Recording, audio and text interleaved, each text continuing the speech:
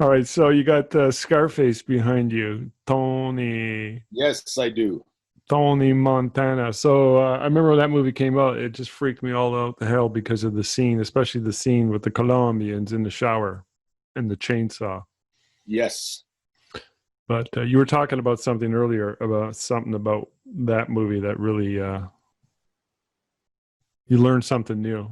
What was it? Yeah. Self will run I remember riot. hearing people talk about self will run riot, Hmm. which is a term about somebody, do I understand it, somebody who just wants everything their own way, ultimate narcissism or self-centeredness. Hmm. Uh, and I never really gave it any thought until around that period of time in my life where I had to look at my own version of self will run riot, how I was running my life, because my life was kind of going down the tubes. And Anyway, Tony Montana was your main source of anyway, inspiration. I remember seeing the movie and I'm thinking that is, especially the part where he's at the desk with mountains of cocaine, Yeah, just snorting it, and the Colombians are going to get him, yeah. and he grabs his M16 with the grenade launcher, and I'm thinking that's self will run riot. Yeah, he epitomized that, didn't I he? understood what self will run riot was. And I also liked his character. I liked his extreme confidence Hmm. and his unapologeticness, if that's a word. Hmm. And, at that time in my life, I was extremely, basically, I was apologizing for my existence and felt so badly about myself, about everything. And Hey, you were young. I was yeah, there. I can yeah, I was relate. young, 24, and it was just, he was like an anti hero or a hero, Hmm. where here's a guy who just doesn't care, Hmm. does what he wants. And in some ways, I wanted to be like him. Hmm. You know, obviously, I don't want to kill people or anything like that, but I just liked his attitude. He was what you would consider the consummate alpha male, Oh well, yeah, to the 10th degree. but with the whole criminal, he was Yes, certainly ambitious. yes, yes.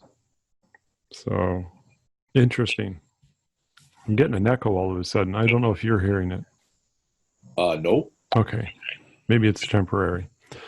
So interesting. Self will run riot, and in his case, obviously lacking discipline, and anything goes insofar as he's concerned. And as long as he gets the money, as long as he gets the girl, as long as he gets the power, Yeah, you could parallel this with Trump in a way. you could. I'll bring him up. uh, Trump is kind of self-will run riot in a way. in He's a sort of sense, well, not to well, the extreme that Tony Montana was, but yeah, he does what he does, and he won't apologize, and he just keeps going. yeah. But he wanted what he wanted, and he went after it. I mean, you could say that about anybody really who pursues anything outside the norm. A lot of business people fit in that. Anybody who's doing big projects of any sort, and you could say Picasso was the same way, or Galileo, or anybody who was exploring and or inventing and or creating and or acquiring. But interesting. I don't know that I ever heard self will run riot. Yes, self-will run riot. Yeah. So since we're on the topic of Tony Montana, which is kind of random, we just kind of went there, didn't we? And I kind of mentioned alpha male. Yeah. Let's talk about alpha females for a minute. Okay. Um, I think we were having a conversation a few months ago, and we were talking about whether or not there'd be a fight club amongst the nurses, which is not really a thing, but it's more a sort of a metaphor for the tension and drama that would occur in the workplace or in any place where you have a natural or a constructed hierarchy where people are working and trying to work through either their jobs or whatever it is they're trying to create. And my point being this, I know I sound a little muddied, but there's a point to what I'm trying to say. And I don't know if you remember that conversation we had, but I mentioned that people who work in the hospital system complain to me a lot about how much bureaucracy there is. And then it was like, okay, women, I've heard this from women. I'm not trying to make a judgment call or anything. I'm telling you what I've heard from women who have told me that they really don't like working with other women. They prefer working with men because of the pettiness, and it gets a little bit nitpicky, and made me wonder, okay, well, is that ramped up and or magnified, let's say, for example, when they're working in a bureaucratic setting such as a hospital setting, say, for example, amongst nurses? I don't know. Which leads to, I could imagine, the main crux of this conversation and why I bring it up, and that is male, toxic male. You've heard of that comment. Toxic masculinity, yeah. And I believe there is there's probably a bunch of psychological associations, but there's one of them that they have now put that in their definition of actual conditions or a thing, like as if it's a negative thing. And when I first heard that a couple of years ago, I thought to myself, that's a crock of shit. There's no way that toxic masculinity is a thing that stands alone, because in my opinion, and I want to get your input on this, women are just as toxic, and there is toxic femininity to the same degree, or perhaps they'll be like polar opposites, but it's still a manifestation from women, equal, at least equal and on par with the way men are toxic. So, you know what I mean? We have, what would be the opposite of not being toxic? You're just sort of like being civil. And then at the one extreme, you've got toxic masculinity, which could manifest in certain ways for men, but it'll manifest in equal ways for women. You know what I'm talking about? I think so. To me, toxic masculinity just means masculinity that's ramped up to a degree where it's not good. Like men, part of being masculine is to have a bit of dominance and aggression. Mm-hmm. You need that occasionally. You do need that. There's a place for it. Yeah, and I don't think that's a bad thing. However, if it's ramped up 100 times, like prisons are full of people with toxic masculinity, that's most people don't have that. Most guys I know aren't gonna like fight you at the drop of a hat or be totally domineering. Yeah. So I'm thinking toxic masculinity. I don't know what people mean by that, but to me, it probably means the worst parts of being masculine. And I don't think being masculine is a bad thing. I think it's a good thing. Yeah. But it'd be the twisted, perverted version of being masculine. Masculinity. Yeah. And I think with toxic femininity, I haven't really given that much thought, but I'm thinking, how can women be toxic? Well, manipulation. Women are master manipulators. They can be, yeah. Women can be extreme seductors. They can use their sexual powers. Hypergamy. Many men have fallen, myself included, under the spell of that perhaps sex might be around the corner. And that's a big drive. So women use their sexuality to manipulate. So is that toxic? Maybe, probably, if you're using it all the time and using it for nefarious purposes. I don't know. Also, probably, I don't know if it's it probably is a feminine thing. Women like to try to shame you. When you're not doing what they want you to do, they try to shame you. I think that's probably a part of toxic femininity. Okay, well, can I address that? Sure. That example? Okay. I think women inspire men to be their best.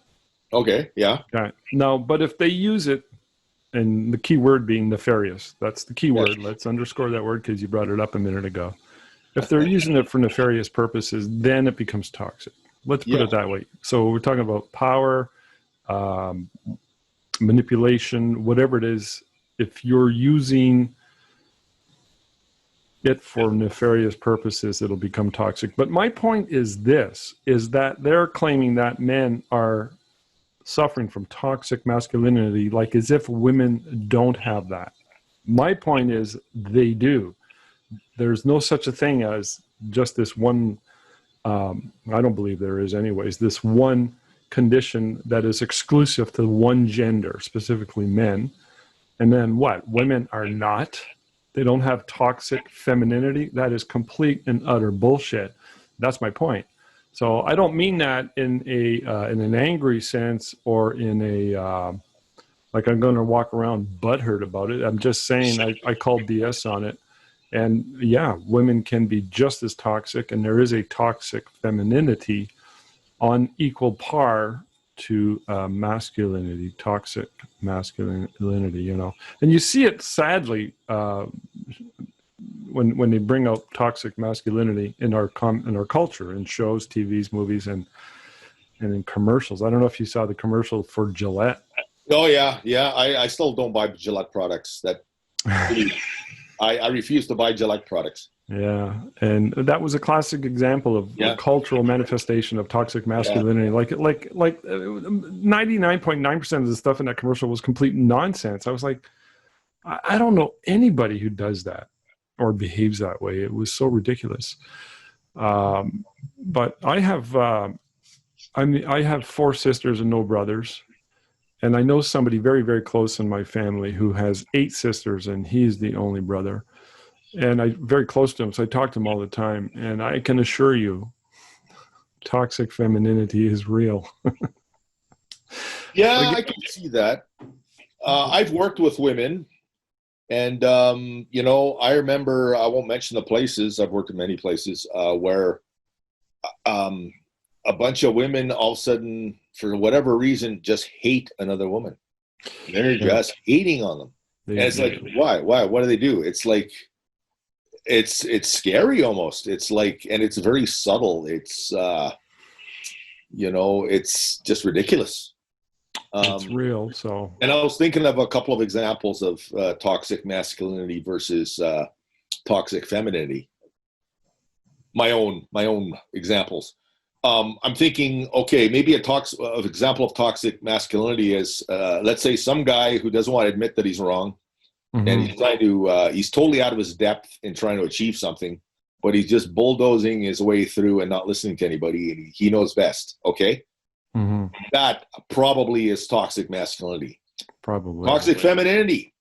A woman who has the ability to do stuff, but is using her status as a poor, weak female to get mm-hmm. all the guys to do, or other people to do the work for her. So I think there's toxicity on both sides, but they use it differently. There is. Yeah. That's my point. So I think, in a nutshell, a toxic masculine male is a male asshole, and a toxic female is a female asshole. They're a little bit different. He's a dick, she's a bitch. That's right. Yeah. Exactly. Whatever. Yeah, it's real. So, but anyways, that's my sort of rant. We just kind of got into that. I mean, I didn't expect Tony Montana to sort of. Oh, well, I don't know. I just. It was good. Good call. Yeah. But I've had women tell me they can't stand working with women for that reason. Yeah, I've had that. I've heard that a lot. I used to date this woman who was a cop. She still is a cop, but she liked working with men. She'd rather work with men. Mm-hmm. Than females. And she also hated arresting females. She would rather deal with male criminals than female criminals for some reason. Did she say why? They said that the females are really nasty. Really? Really vicious and nasty, and even more violent. Yeah. In some way, yeah. I'm going to suggest that women, and we're going to get off this topic soon. I feel like dissing women. I mean, I love women, and you know you love women. We all love women. I mean, we exalt them. And they inspire us. But so I just wanted to bring up this interesting angle on that whole toxic masculinity thing. But can I just bring up one more thing? Well, let me finish this thought. Then I'll let you go next. I just want to say this, that toxic masculinity is overt. Toxic femininity is covert. No, overt and covert. Covert means it's more hidden. Yeah. It's covered, yeah. Yeah. Sorry, I had a brain fart for a minute. Yeah. Generally speaking, not always. When the example you just brought up with a cop who arrests women, they probably get hysterical, so that they're going to be very covert at that moment in time. Sorry, what were you going to say? No, I was just thinking one example in a movie of toxic masculinity was the movie Arrival. About the aliens. They have these big egg-shaped spaceships. Yeah. Like, okay, so throughout I don't want to give away too much, but so the military and all the leaders are all freaking out because they think that the aliens are going to invade the Earth. They don't trust the aliens, and they're planning on attacking the aliens. Like somehow they're going to use military force. Okay, so there's aggression. So to me, that kind of epitomizes, instead of trying to be reasonable and doing stuff, no, just shoot first, ask questions later. That to me is probably kind of a toxic, masculine. I can't think of a female movie that has toxic masculine. Oh yeah, The Last Seduction, Linda Fiorentino. What about Gone Girl? So I never saw it, but I read the book and I threw the book against the wall. That's total toxic. Yeah. That movie defines toxic femininity. Yeah. Why did you throw the book against the wall? And did you? I was just angry. I was angry. I hated her. I hated her character, and it was a well-written book, but it really pissed me off. The book really pissed me off. I had no idea. Oh my God! What a horrible human being. The character in the book. I felt it rare to see a topic addressed in such a intense way. You typically don't often see that as a theme or the subject matter, When I saw it, I was just like shaking my head. What the hell did I just watch? And so I had to go read up on it and study it some more. And yeah. But we'll agree that movie, in many ways, that story epitomizes as an example. Like I didn't see the movie. I read the book and I refused to see the movie. Yeah, well, because the book upset me so much that I don't even want to go through with seeing the movie. Yeah, but she was toxic. I mean, on a very nefarious level. Yes. So what was the other movie you just mentioned? Awakening. No, Arrival. No, you mentioned another movie. Oh, The Last Seduction. Yeah. Came out in the early 90s. The psychopathic woman who's married to a doctor who's a drug dealer also. She steals several $100,000 from her husband. Okay. Yeah, her husband's a doctor. And then she moves to this small town with the money. And then she gets this poor schlub, this younger guy who becomes her lover. And she is so manipulative. Oh, my God. She uses her sexuality to manipulate everybody.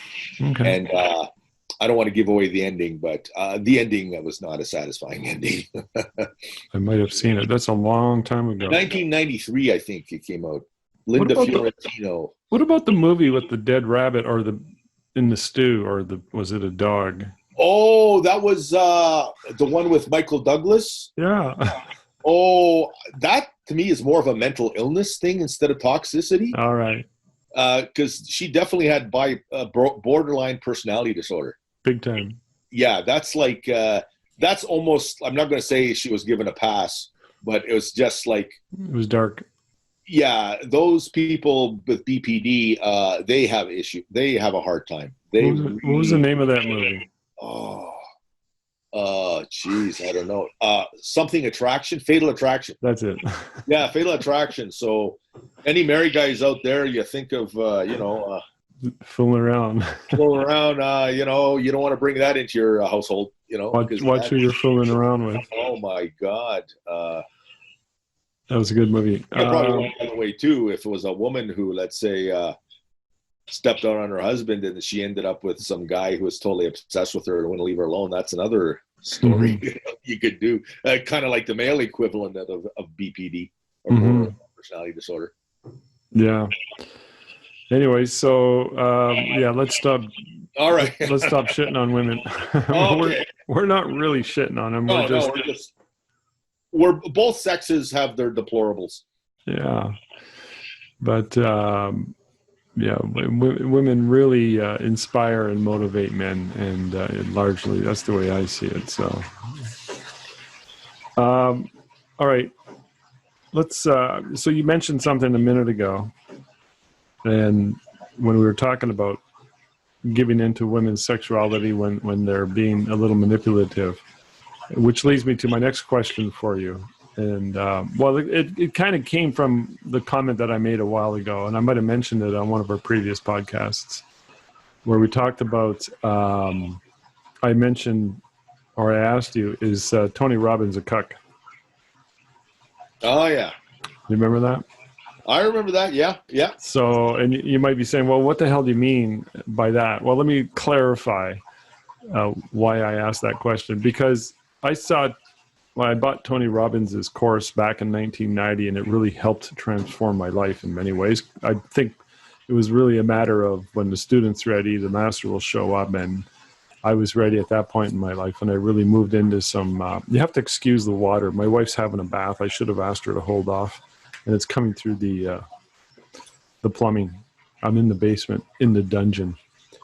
But anyways, Tony at that time married a woman with 3 kids, and I didn't think anything of it until lately, and I was like, that was kind of weird. Is that because I hear a lot of advice from a lot of men generally to stay away from relationships with women with children. It's typically not a good idea most of the time, and they have their reasons why they suggest that as a piece of advice. But to get with a woman with 3 kids, wow. So I asked myself the question, is Tony Robbins a bit of a cuck? Which I don't really want an answer to that question, but I thought getting into the definition of what is a cuck, and I believe simp is the same or similar word. Can you explain in your vast pool of knowledge, what is the definition of a cuck? Okay, so I think cuck is a short form for cuckold, and I think the term has been abused and watered down. I think the original term cuckold is a guy whose wife is cheating on him. Now, that could be he may have just found out and is not happy with the situation, but really doesn't know what to do or doesn't do anything about it. Or he could be a guy who knows his wife is doing it and he lets it happen. He just, he kind of does it to appease his wife. So cuckoldry is like when a man's wife is cheating on him, he's being a cuckold, okay? Which derives from I don't know how long ago it was, but I think cuckold derived from, there's the cuckoo bird. Yeah, there's actually a bird called the cuckoo bird who would lay its eggs in another bird's nest, and the other, I don't know, I'm getting the story wrong, but it had something to do with birds fathering or looking after somebody else's eggs. Anyways, so now the way I understand a cuckold is somebody who is bossed around by women or manipulated by women, or he's not standing up to them. But I think the original thing was a woman is cheating on you, so you're a cuckold. Now, simp is different. I think a cuckold is definitely a simp, but a simp doesn't have to be a cuckold. Okay. A simp, I think, is a person who is puts women on a pedestal. He's always trying to please them, get in their good graces, and his main motivation is so he can get into their pants. He wants to get laid. Yeah, he wants to get laid. So he kind of thinks, well, if I do what she wants me to do and I'm a nice guy or help her or do this, I will get I'll get the goodies, I think simpery also is, you probably have a lot of low self-esteem. So, and I think a lot of guys are simps. I've been a simp. I remember one episode, me too. I kind of cringe when I think about it. I think it was about 21 or 22. I was in a bar, and I met this beautiful woman. She's around my age, and we sat for a while. And I had absolutely no game at all. But she's sitting with me, talking and chatting, and I'm hoping this will go somewhere, right? But it never did. And I remember her saying to me, "Can you please be an angel and get me a pack of cigarettes?" She gave me the money, like she didn't want me to buy her cigarettes, but at that time they still had cigarette machines. So like the faithful simp, hoping that I'll score some points, I went and got her a pack of cigarettes with the change she gave me. Now, was I being a gentleman or was I just being a simp? I think I was a simp because, looking back now, I would have said, no, you get your own cigarettes. What are you like? What are you like a cripple? Like, here's a politically incorrect word, but like, it just seemed like, I don't mind doing things for other people, but to me, looking back, it was an abuse of power.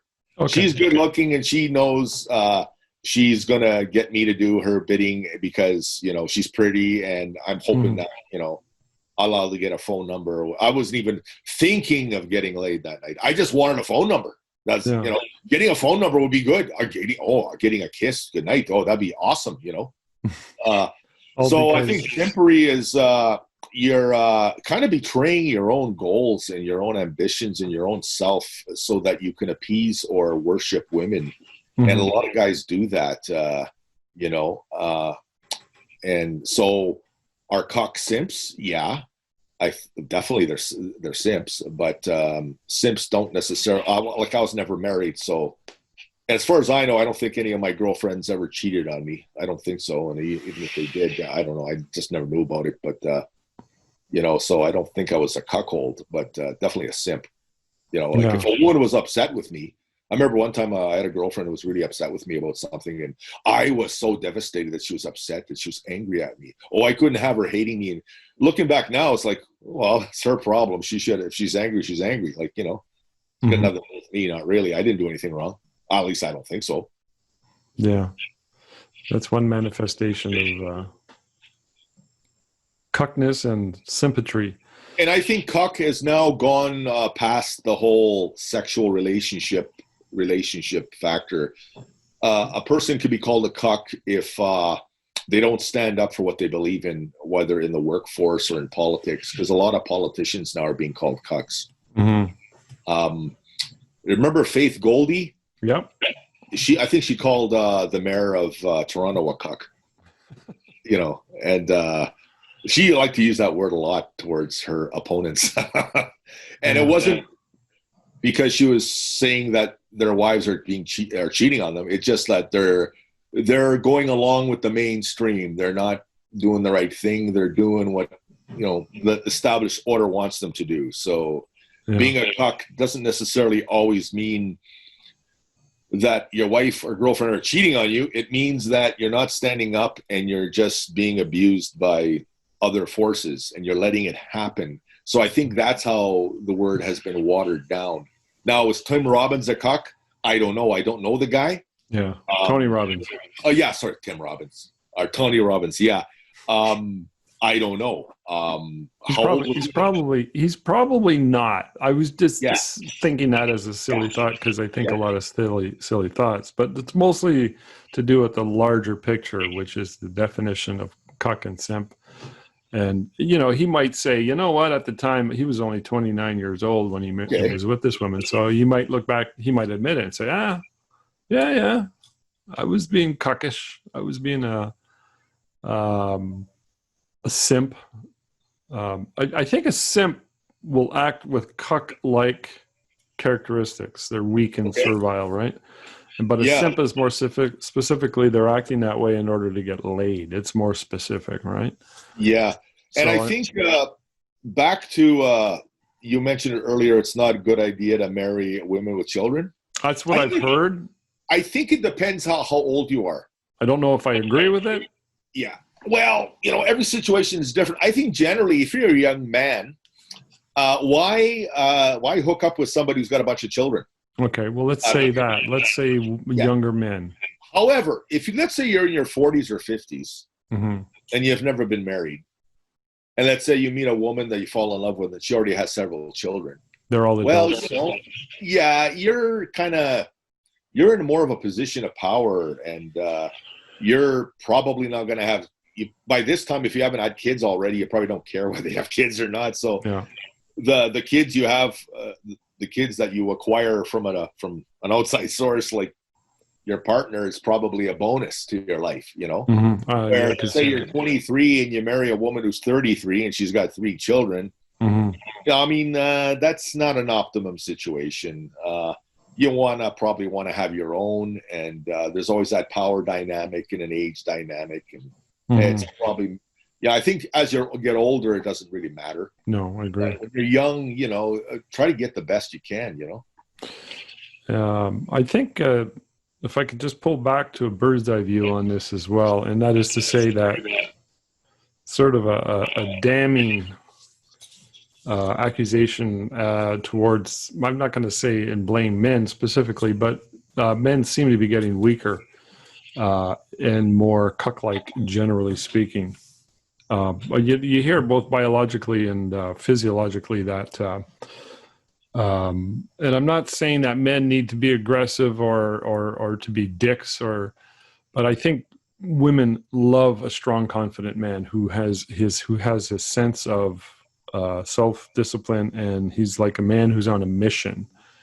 And if you're young and you're missing that, which I think we see a lot of these days with a lot of men, it's going to be one of the reasons why. And that, and the fact that T levels are down, testosterone levels are down. They know that. They measure it generation after generation, and the average testosterone levels are like dropping. And testosterone is the main driving force behind, a lot of the behaviors with men. But you want to focus them in on a positive way. So let's just assume that's a given. And, so a weak man, a servile man, a man who comes across as needy, I don't think a woman will respect him, even though she might get with him and marry him and have a bunch of kids with him. But maybe because she just doesn't know any better, because maybe that's all she's largely been exposed to, or maybe she's been brainwashed and told that, men are toxic. Don't get with a toxic man. Somebody like Tony Montana. You want to see my little friend? Yeah. Does that make any sense to you? Yeah, I think so. It's unfortunate, just what's happening with, there's so much confusion about gender roles, how you should act, or, and, I hate to bring up the whole single parent family thing, but there's a big generation. Okay, this is going to sound really terrible, but say it. 30, 40 years ago, being a bastard was a very shameful thing. Fathering bastards was shameful. The word bastard was a shameful thing. Calling somebody a bastard. Yeah. I don't know, but it seems like almost half the people that are born, like the millennials, they're all bastards because they're born out of wedlock, and there's no more shame in that. No. Which in a way is good because, it's not the kid's fault that he was born out of wedlock. No. However, I think because the family unit is falling apart, and it's not, I don't think it's either sex's fault. I think a lot of it has to do with the economy. You have to have both parents working. Okay. So I'm a little off topic, away from single mothers or single fathers, but it used to be that, the mother stayed at home, looked after the house, looked after the kids. The father worked. There's a lot of stability. Okay. Now it's like the kid is 2 or 3. They get put in daycare. Both parents are working. They can't help it. They have to work because unless you're making like over 100, 150 grand a year, you can't support a family. Well, I'm going to sort of disagree with one thing you just said, and that is they have to work. I don't think they have to work. I think they want to work. It's like they're really told, women are told, young women, like, it kind of drives me back. I have a daughter. She's 25, so I've seen it since she was a kid. The general cultural message for young girls is you can do anything you want. You can be anything you want. The world is your oyster. Family's bad. Babies are bad. And in many ways, being with a guy is bad. Anything traditional is bad. So that is sort of the message they get. And they hit their 20s and they start to pursue these fantasies, which never really, for the most part, come true because there's no real manifestation of a job or a career or whatever it is they're going to end up doing. I mean, there are exceptions, but I'm talking generally speaking, and that is the message. Culturally speaking, that is afflicting most women. And I think by the time, and you heard it all the time, they hit the wall when they're 30, and then they start changing their behavior. They start looking for a guy who's going to sort of become their guy, because now at that point in time, they're like, okay, I'm running out of time here. I got to get with somebody, and pickings are getting slim, slim, slim. But they've never really had I don't think, a healthy experience of what a strong, positive male is. I don't want to say that sounding like I'm putting down their dads or the men in their lives, but I think generally speaking, I mean, you see it in movies, you see it in TV shows, and you see it everywhere. Men are constantly being just pushed to the side like they do not exist anymore. And through many other avenues as well, many doors are open, like affirmative action as well. And, a company will definitely hire a woman over a man for that reason alone. And there's not that level of men fitting a role in a traditional sense, which has its positive aspects to it too. But, and to go back to something you just said, you said the economy, right? And I think that is bang on, but it's not for the reasons at least I don't see it that way. The reasons being that they have to go out and work because they need to make money. I think they want to make money because of all the messages and the reasons I've just mentioned. But to me, it's a product and a byproduct of the Industrial Revolution. We got it good, man. There's a lot of money and a lot of stuff going on out there. So, and women sorry, have a lot more control. So, yeah, I'm saying, like, if let's say you got two husband and wife, and they both have like not great paying jobs. mm-hmm. They both have to work, but also, being raised in a single parent family, thank God I wasn't, but it must be tough. You're crazy enough as it is. Imagine how bad it would be if you had like no dad. Yeah, it's just, oh my God. I'm speaking for myself too, by the way. Yeah.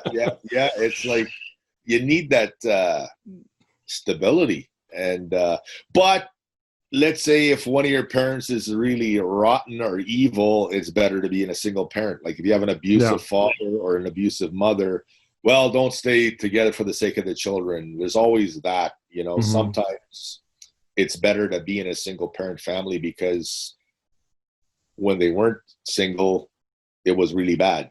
So, okay, I understand that. But, but I've worked with a lot of younger people in my life, and I'm optimistic because I think people these days are smarter.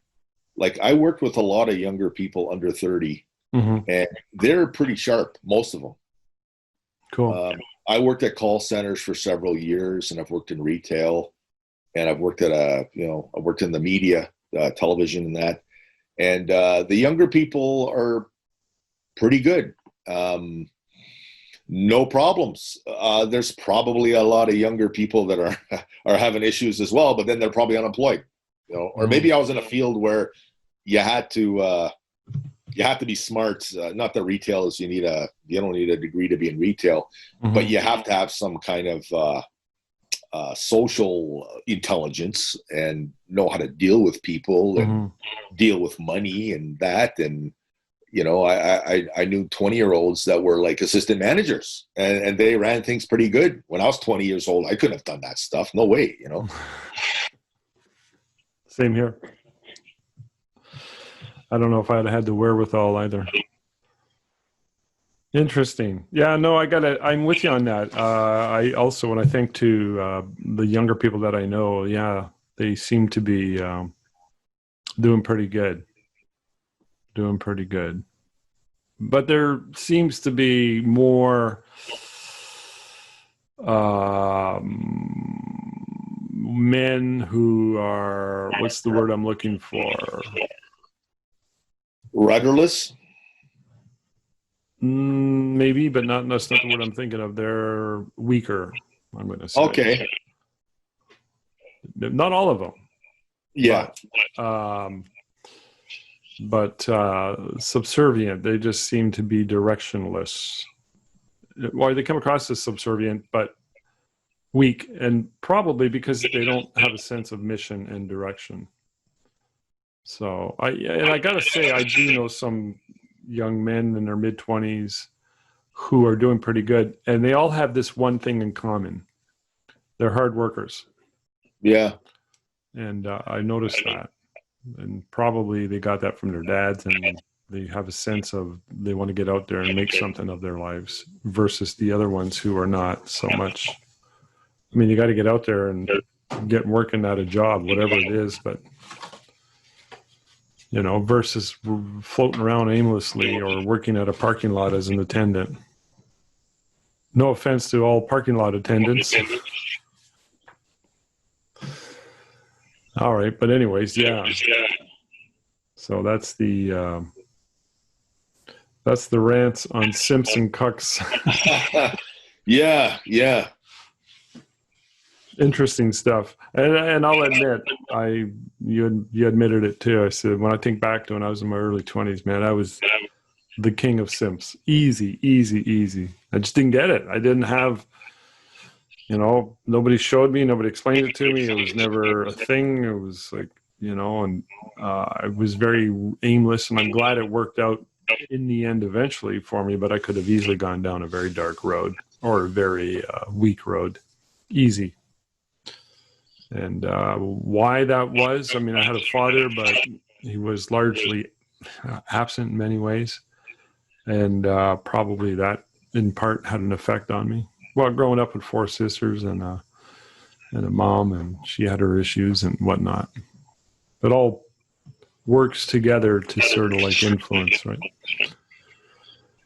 All right, let's touch on one more thing. I have an idea. You mentioned something a minute ago. I forget the term you used, but it reminded me of political correctness. Imbeciles and retards. Imbeciles and retards. Yeah, why can't we use the word retard anymore? What's going on? Because the word was used negatively. I think the reason it's frowned upon is because people used to, they still do, poke fun at people who are retarded, but it just seemed like it's a loaded word, and the history of its use is done, I think, mostly negatively. Like, just for the sake of argument, let's say nobody made fun of retarded people, and nobody poked fun at them, and nobody made jokes about them. I think the word retard would have been okay. Like, it would be acceptable. But because it's the word is used a lot in a negative manner, that it is, I can see it being offensive. Now, hypothetically, now they're called mentally challenged, right? Yeah, that's the proper term, right? Okay, so I'm mentally challenged about certain things, like quantum mechanics. I'm no expert, or certain things, like I'm mentally challenged. That's such a watered down. Mentally challenged. Well, most people are mentally challenged one way or the other in something, and let's say, for the sake of argument, mentally challenged people are going to be made fun of, and, hey, you're mentally challenged. Let's say, you mentally challenged person. Let's say people call each other mentally challenged the way they were calling each other retards for the next 20 years. Right. Let's say the word mentally challenged was used in a negative manner. So are you going to change the word mentally challenged? You can't say the mentally challenged word anymore because it's offensive? Then what do you, it's like, an imbecile is actually a term that the medical establishment used for rates of intelligence. I looked this up. I think anybody with an IQ of 50 to 75 was a moron or an imbecile. And anybody between the IQ of 25 to 50 was either an imbecile or a moron. And at the bottom of the heap, any below 25, you're an idiot. Those are actual terms used for classifying levels of intelligence. So Who knew? Imbecile, I think, was 50 to 75. or it could be, or it was from 25 to 50. So moron and imbecile were on the upper levels of lower intelligence, and idiot was at the very bottom. Mm-hmm. So if you're called an idiot is more offensive than, because idiot is like, most mentally challenged people or retarded people, their IQs are probably around between 50 and 75, I think. You know, they're not, I think if you're below 50, you're in real bad shape. You can't even tie your shoes, I think. I could be wrong on that. So idiots can't tie their shoes. Idiots are like at a level where they're 2 years old. And I've looked this up. So if you're called an idiot, that's an insult. That's, why isn't the word idiot frowned upon? That's the big question. You can call a person an idiot, but God forbid, like, call him a retard. Like if somebody on the news said Trump is a retard, people would be offended. Even the would agree, probably, but if they call him an idiot, it wouldn't be that big of a deal. Even the worst Trump haters would be offended. Yes. So it's such a hot term. Yeah, and retard means, I think, slower. Like if you look up the word retard, like you stop functioning, or else your function is slower, or has slowed. You process information slower. So it's not really. You can't help it if you're born like that, or if something happened to your brain, like and you just can't process. That's what intelligence is processing information at a certain rate. Or what's interesting, the big discrepancy between using imbecile, moron, and idiot is perfectly acceptable. I mean, it's an insult. Yeah. But saying retard is completely unacceptable for some reason or other. It's like, okay, shit and feces. Like one you can say on TV and one you can't. Yeah, like a family, you can't read. Well, feces is sort of borderline, but you know, if you're using, let's say you go to a doctor's office and you have to do a test. Let's say they need a fecal sample. They're not going to say, we want a sample of your shit. They're going to say, we want a sample of your feces. You know, that's the proper term. But it means the same thing, you know. You know, why is one worse than the other? You know? There's a reason for that. There's a reason why one's worse. I can't explain it, but there's definitely a reason why. Yeah. You can't say shit on TV, but you can say feces. Yes, yeah. That's a good way to look at it. Good observation. But or you know, sample versus shit sample. But back to the retard terminology. I think it's childish, and that's probably where it comes from. Because when we were kids, we would make fun of others. And we were kind of heartless and mean, right? Oh yeah. I don't even think kids nowadays are nearly to the degree, say, in 2-3 generations ago or one generation ago, where there was more ignorance. And I'm not blaming people for being that way. It was just largely ignorance. Or sometimes they were taught by their parents to be ignorant. But it certainly became a thing. And I don't know if anybody that gets teased or cajoled or made fun of because of their disability, their mental disability. You know, it'd be like making fun of somebody for having a physical disability. Yeah. It's like you can't even use the word crippled anymore. That's just wrong. But retard is really wrong. Yeah. You can't even in jest, like it became a thing in conversation. You could say, oh, that's retarded. You can't even do that anymore. Like crippled and handicapped means the same thing. Yeah. But you can't put up a sign saying crippled parking. Mm-hmm. Like people would be upset.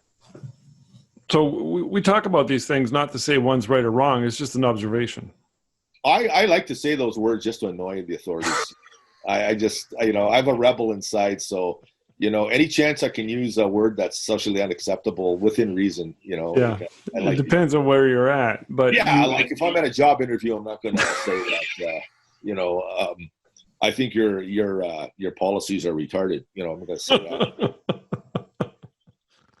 Unless, of course, I'm going to get fired. But you're a braver man than I am. I'm a little more hypersensitive to that, and not that I go around calling people retards or anything like that, but if there's an incident that merits the title, or is that retarded? I mean, sometimes you got to use that word. But that's just me. I use it in good company, but in mixed company where think I'm going to get in trouble. I'm a bit of a chicken shit when it comes to that. But I just want to sort of take that topic and expand upon it. Let's extrapolate it, interpolate it. Let's bring it up to what I believe is the larger sort of issue at hand, and that is that it's often used in the realm of political correctness. You're not allowed to say it because these people are telling you can't say it. And when somebody says to you, you can't say that word, and I'm offended by it. Yeah. So it's really largely, in many times, I mean, I agree. If the word is inappropriate, let's agree not to use it. But if I'm joking around and, I do something silly with an axe as I'm trying to cut a tree down and I say, well, geez, that's retarded. I mean, it's not the end of the world. No. People get offended by it and try and control your speech by telling you I'm offended or you can't say that anymore. And in that respect, I think we see much more of that these days, and it is largely a power grab. Don't you think? I agree. Words are, and they're changing all the time. You don't know what to say now. Like, somebody got into trouble. I think it was, what's her name? The one who just got nominated for, she took Ruth Bader Ginsburg's job. Right. I think she... I know who it is, but I forgot her name. Amy something. Amy Schumer. No. I think she mentioned... I could be wrong. It was a female politician. I think it was her. She used the word sexual preference as opposed to sexual orientation, and people were offended that she used sexual preference because I guess sexual preference is no longer acceptable. I had no idea. And I'm thinking, what? So who knows? Like, it's getting so ridiculous. Waiter, waitress. Like, okay, waiter is a male person who serves. Waitress is a female. What's the problem? Mm-hmm. Now they're called servers. Like, actor, actress. Like, an actor is a male actor, and an actress is now it's like you got to call them actors. So they want to kind of flatten. Everybody's the same. I can understand when it comes to like fireman, firewoman, firefighter. Okay, I get that. Okay, because not all firefighters are male. Most of them are, but okay, I understand that. Even the armed forces in Canada has changed, and I agree with this. There's a rank in the Air Force of used to be airman or airman first class. It's sort of like a private, like in the Army is private. Right. In the Navy, it's a seaman. So they changed the word airman to aviator. All right. Which is kind of the same thing in a way, but so aviator covers it. It's a male or a female of the rank of aviator, or they used to be called airman. So let's say you're not going to call a woman who's in the Air Force an airman because she's not a man, So I can see some words being changed which are appropriate, like it's not all bad. Sometimes political correctness, there is a method behind the madness. Sometimes you need to change words, but most of the time I think it's ridiculous. Well, aviator sounds way cooler. Yeah. I think. Seaman, well, I'd replace that. I think they changed it to sailor. Sailor. Yeah, like Popeye. Yeah, seaman first class or seaman, leading seaman, able seaman. Those are ranks in the Navy. And I'm thinking, well, there's more women in the Navy. You're not going to call them seamen. Mm-hmm. So I think they're called sailor or able sailor or sailor first class. I could be wrong, but I think they've changed the wording, which I think is a good thing. Yeah, I didn't know that. Yeah, it's all got to do with language. Language is such a powerful thing, and it plays such a big role in the way we evolve and the way we progress, both culturally, and on so many levels. All right, let's wrap it up soon. But I just want to say something about a topic we talked. I want to go just for a second. I just remembered something. We're talking about toxic masculinity. Okay. Tell me if you agree with this. I heard this somewhere. I thought it was really cool. Communism is toxic femininity. Fascism is toxic masculinity. Discuss. It sounds reasonable to me. The actual definition of a communism and fascism to me sometimes is blurred. This is metaphorically more or less. Communism is like equality for all. You know, everybody's equal. Nobody owns anything. Okay, so that's kind of a feminine. Women probably do the maternal instinct. Everybody gets a piece of the pie. Everybody gets the same resources. And it's kind of a feminine. And that's not bad or good. I just, fascism is, the way I understand fascism is my way or the highway. It's like I could see an overbearing parent, father, telling their children, it's my way or the highway, and you better, so it's the extreme dominance. I think that fascism, I'll do what I want when I want it, and the state is the boss, and well, so is communists, but they do it a little bit differently. So I can see the parallels between a communism. Communism is like toxic femininity on a real large scale, and fascism is toxic masculinity. I can see that. Yeah, they're flip sides of the same coin. Yeah. And I think they're both corrupt. Yes, definitely. Yeah. Both ineffective. And the way I understand it, communism is the push for equality, and the government is in control of everything. Yeah. Fascism is you're allowed to run a business, but the government will tell you how to run that business. Okay. And there's more to it than that. But I guess the bigger question I just want to leave as a cliffhanger, is communism a good idea? Is fascism a good idea? We could talk about it another day. Oh, that's a good one. Yeah. I have to think about that one. Yeah, interesting. And there's a lot of information, and we'll talk some more about it.